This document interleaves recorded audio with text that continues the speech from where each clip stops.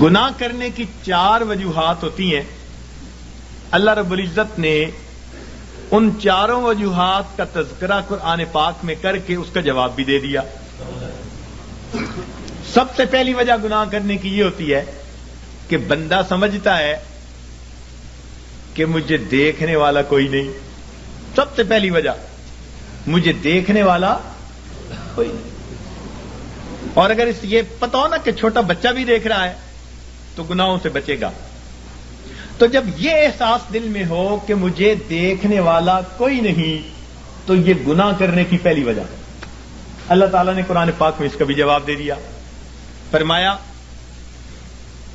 ان ربک لبالمرصاد، تیرا رب تیری گھات میں لگا ہوا ہے.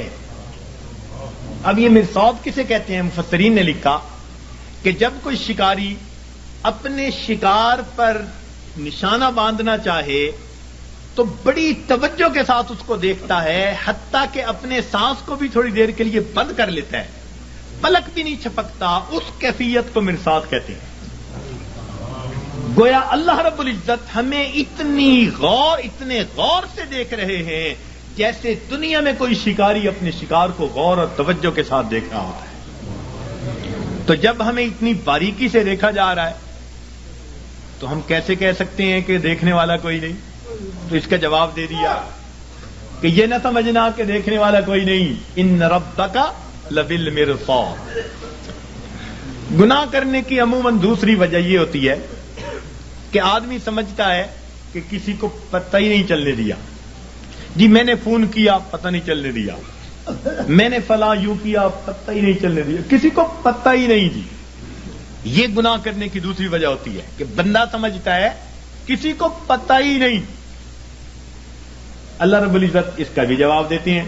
فرماتے ہیں کہ میں وہ ذات ہوں یعلم خائنۃ الاعین وما تخفی الصدور.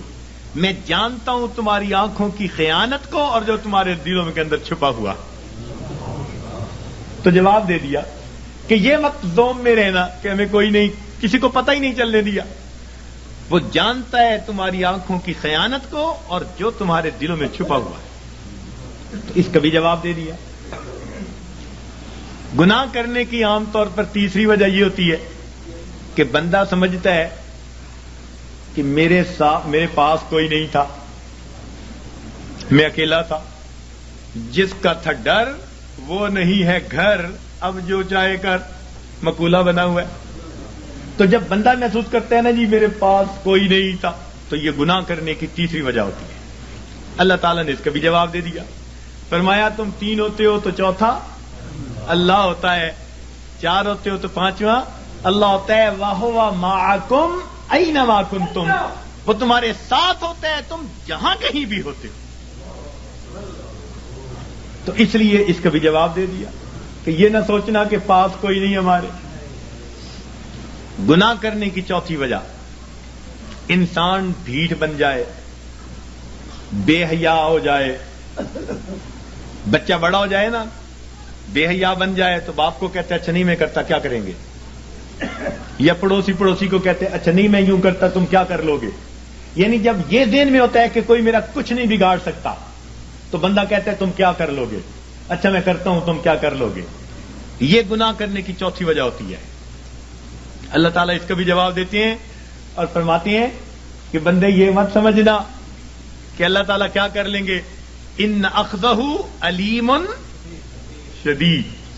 اس کی جو پکڑ ہے وہ دردناک بھی ہے اور سخت بھی ہے. وَيُوثِقُ وَثَاقَهُ أَحَدٌ. ایسے باندھتا ہے کہ ایسا دنیا میں کوئی باندھ نہیں سکتا.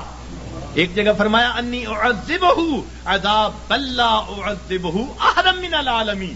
میں ایسا جو ہے عذاب دوں گا کہ جہانوں میں ایسا عذاب کوئی دوسرا دے نہیں سکتا. اور جب قومیں نافرمانی کرتی ہیں فرمایا فصب علیہم ربک صوت عذاب. اس کا کوڑا آتا ہے عذاب کا. تو فرمایا یہ مت سوچنا کہ کوئی کیا کر لے گا.